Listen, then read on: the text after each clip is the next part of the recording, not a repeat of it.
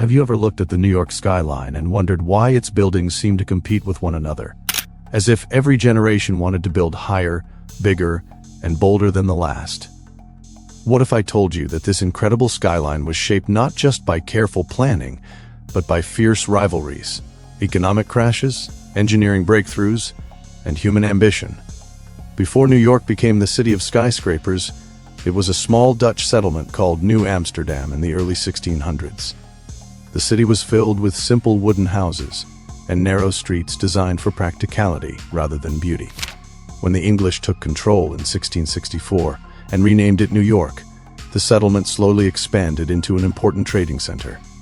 No one at the time could have imagined that it would eventually become home to one of the world's most recognizable skylines. The history of New York's architecture is really the history of the city itself. Every era left behind its own style, reflecting the ambitions, technology, and culture of the time.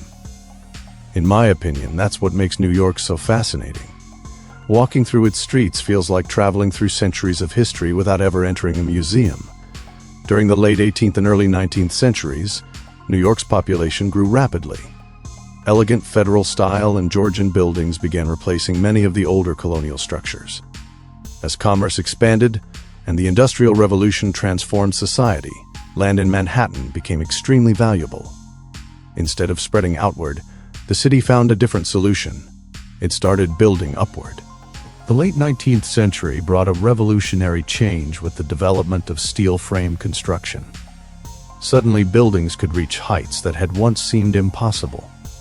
This wasn't simply an engineering achievement, it sparked a race among businesses and developers who wanted prestige and visibility. At the same time, elevators became more reliable, making tall buildings practical for everyday life. Without elevators, few people would willingly climb dozens of flights of stairs, so this invention played a major role in shaping the modern city. Then came one of the most exciting chapters in architectural history.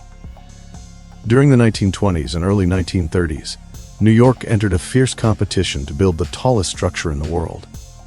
Developers kept their plans secret, trying to surprise their rivals.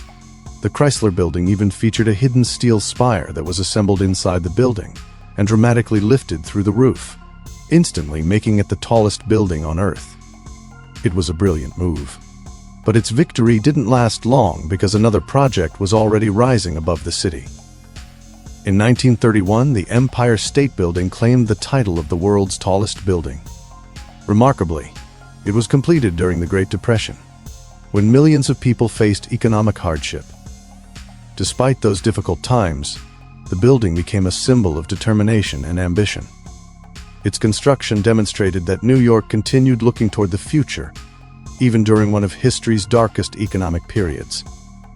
Many of the city's greatest buildings from this era were designed in the Art Deco style, featuring geometric patterns, decorative metalwork, elegant entrances, and detailed ornamentation.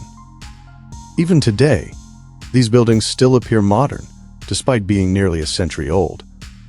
That's one of architecture's greatest achievements, creating something that continues to inspire generations long after it was built. After World War II, architectural styles changed dramatically. Decorative designs gave way to simple, clean lines, while steel and glass became the defining materials of modern skyscrapers. Some people admired this new style for its efficiency and innovation, while others believed cities were losing some of their unique character. Personally, I think both views have merit. Modern buildings showcase incredible engineering, but older structures often display craftsmanship and artistic detail that are difficult to recreate today. By the 1960s and 1970s, many historic buildings faced demolition to make room for new developments. This sparked preservation movements as citizens realized that once these architectural treasures disappeared, they could never truly be replaced. Thanks to those efforts, many iconic landmarks still stand today, allowing future generations to experience New York's rich architectural heritage. Today, New York continues to reinvent itself with super-tall skyscrapers and environmentally conscious designs. Yet what makes the city extraordinary is how old and new exist together. Within a short walk, you can encounter colonial churches, elegant 19th century buildings, Art Deco masterpieces, modern glass towers, and futuristic skyscrapers. Rather than erasing its past, New York has layered its history into the skyline itself. So why does New York's skyline look like a competition? Because in many ways, it has always been one. Every generation has tried to leave its own mark, pushing architecture and engineering further than those who came before. The result is not just a collection of buildings, but a visible timeline of ambition, creativity, and resilience. Every tower tells a story. Every preserved landmark preserves a memory.